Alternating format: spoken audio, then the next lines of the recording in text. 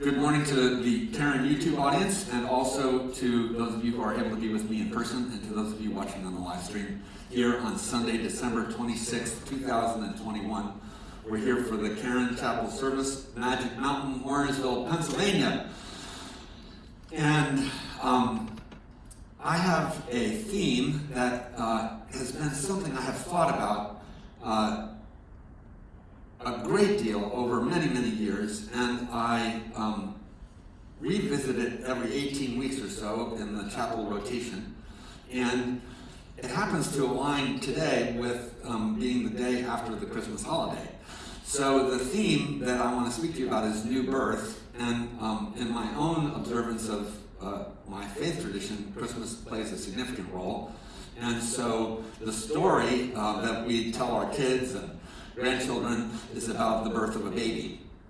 And I mentioned those of you who are here on Friday night for the Christmas Eve service, the humbleness and simplicity of the new birth experience to me was really apropos for the addiction recovery thing.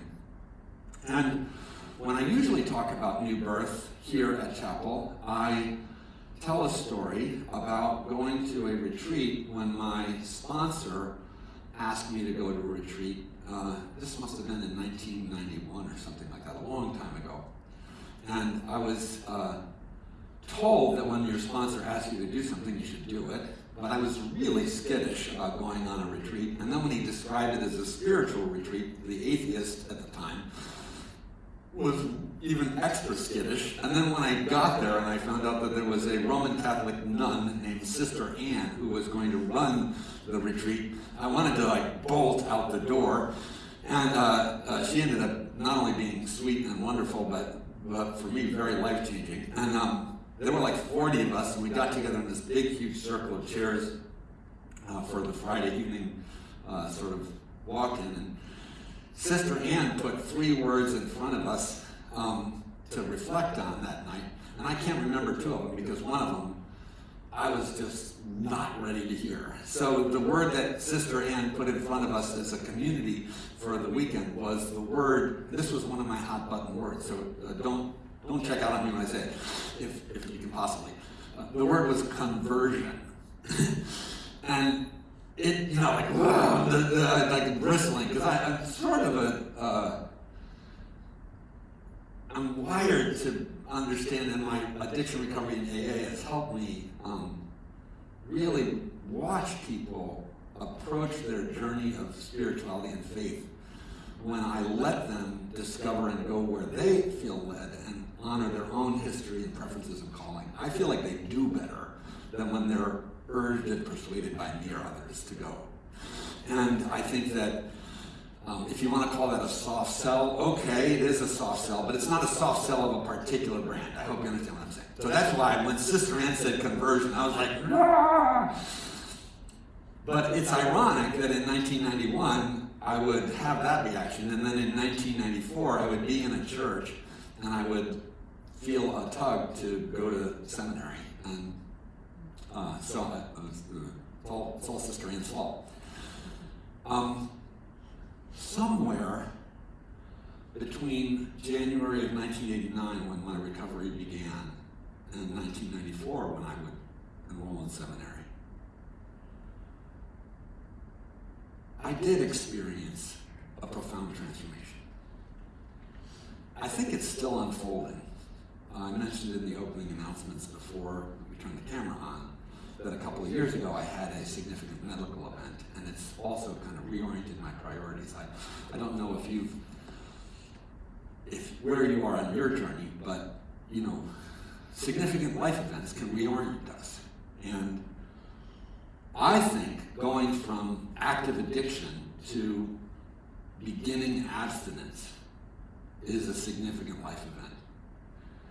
And I actually think it's a tremendous under-regard when I watch those of you who come in as our patients, and I get it, but you want to conceive this in a narrow way. Like, I'm just here about stopping drinking.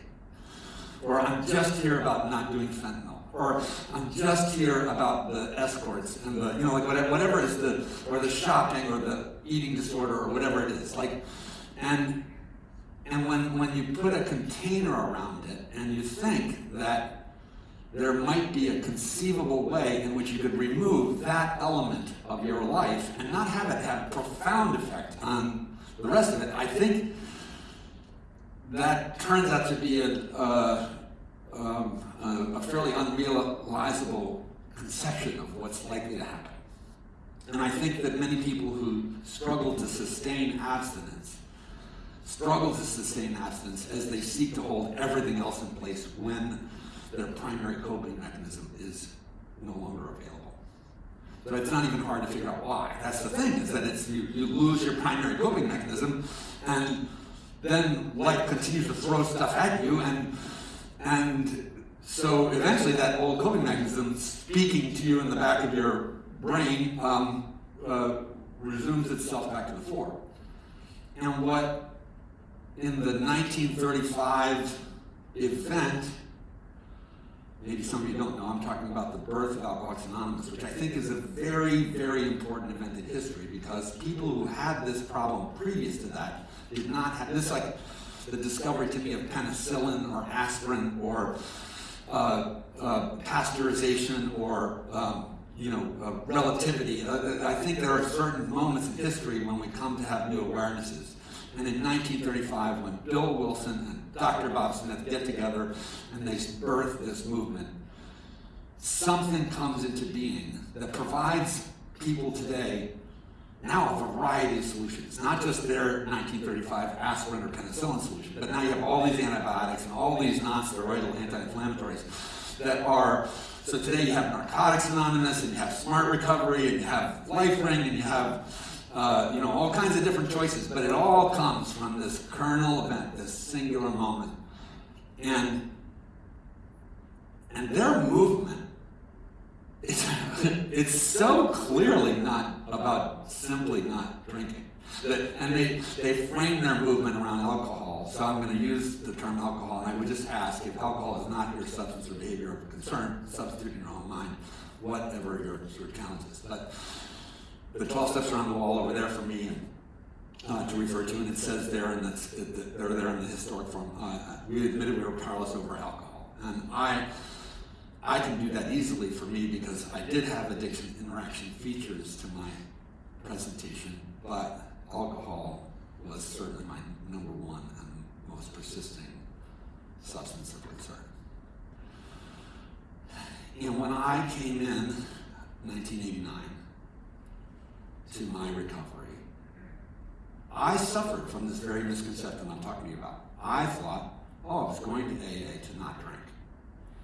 And people were like, here's a book, and we want you to go to meetings, and you should get a sponsor, and you need to learn the steps. And this was an entirely weird new vocabulary. It's a whole thought world, and it's a context of practices and a set of relationships, and it's way more than I think it naively appears to the outsider. And so I started to follow directions. And I was told I'm going to go on a retreat. I said, okay, I'll go on a retreat. And I told them to do this. And I was like, okay. And I started reading the book. And when I would read the steps, I remember thinking about the 12 steps. Like, the first one is clearly about not drinking. But what really do the other ones have to do that much about not drinking? But today, it's 32 years later.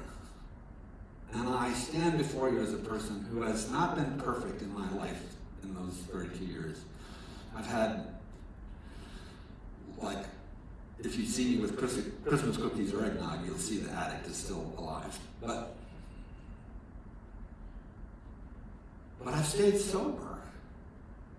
Some days more sober than others, and there are gradations to it. I don't mean, I've not intentionally consumed alcohol in 33 years, which is a miraculous thing, almost 33 years. And one of the key insights that I can share with you from that time that I didn't see early on is actually articulated in the steps themselves. Sorry for the YouTube audience, I keep pointing to the wall, but It says, having had a spiritual awakening as the result of these steps. And I think early on, I heard that as a result. I think actually early on, I didn't even hear it as I didn't even hear it. But now, this morning, on December 26th of 2021, I'm trying to correlate new birth and the spiritual awakening. And I'm trying to tell you that I believe that the 12-step model and these other models that today we have all seek to induce profound transformation, all seek to induce new birth, all seek to offer you a radical change in your life. And that if you came to Caron just wanting us to help you, like, set aside the drinking and the fentanyl and not address the other sort of drama and insanity, sorry. I feel it's my responsibility. I feel like it would be malpractice of me to tell you that I could endorse that as a plan. I think the only plan that I know to endorse for you is the one that I learned and that I've seen work in these various expressions, which is really a quite profound alteration in the way you go about life, a development of a whole new set of coping systems and practices. And pieces of that new birth include community, less self-reliance, greater service, more self-sacrifice, honest self-disclosure, dramatic intimacy, like risking authentic sharing, accountability, taking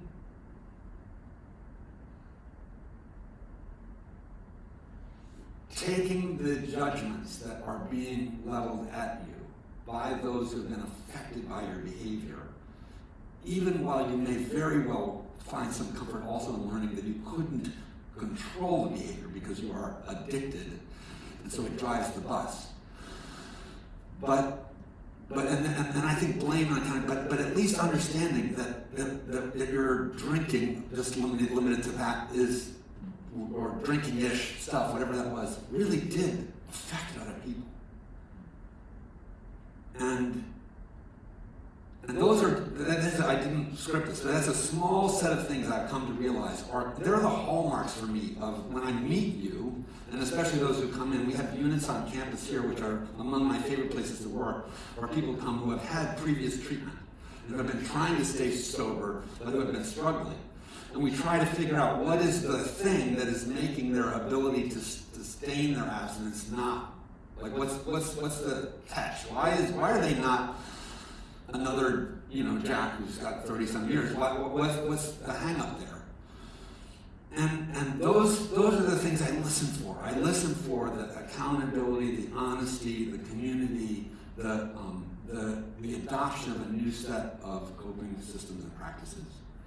And it would be remiss of me to not also add the reliance on something that looks like faith. And I'm very careful about that because of my role and who I know our patients to be. Is to add very quickly after that does not necessarily mean God with a capital G or a capital H him, as conceived in most of the Western traditions. It could be a Taoist idea, it could be a Buddhist idea, it could be a Tolkien-ish idea, the Star Wars Force. I have supported many, many patients in developing faith without conventional religious ideology that I think is absolutely sufficient to support recovery.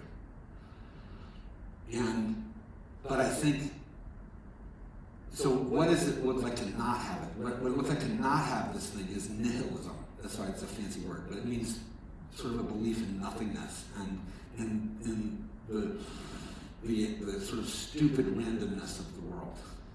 Some days I'm struggling. In 2021, the world seems pretty stupid and random some days. But I'm clinging to this faith that I have held to, that meaning wins, that love wins, that belonging matters, and that connection is worth fighting for. And that's what I have faith in. I have faith in. Later on this morning, those of you who are here are going to meet some people that have been a part of my journey for the last decade or so that are really powerful parts of that. And our portrait of Father Bill on the wall there, it's the connectedness of recovery is the sweet cookies on the tray of new birth that I offer you this day after Christmas morning. So if I could move you out of whatever, if my word conversion and the idea of new birth got your hackles up like it did mine so long ago, I hope I've softened the blow and made it more invitational. Because I think it is. I think it's like great news that that there's more to do, but it's going to help so much if you are willing to allow a profound set of things to happen in a variety of areas of your life. It's going to turn out that the cessation of your addictive behaviors will maybe not be quite as brutal of a hardship. And the description that we hear of people who white-knuckle their sobriety, I think, is often because they're not gifted with this phenomenon that I'm trying to bear witness to. It's a beautiful thing. And it's my prayer for you that you would find new birth this moment, this day, this coming year. And it would be really right on with the spirit of Christmas and winter solstice. Have a great spring, a great sobriety. And when you come back to Caron, don't come back as a patient, come back to celebrate an anniversary, as we will see in a few minutes. So if you would push stop there on the YouTube.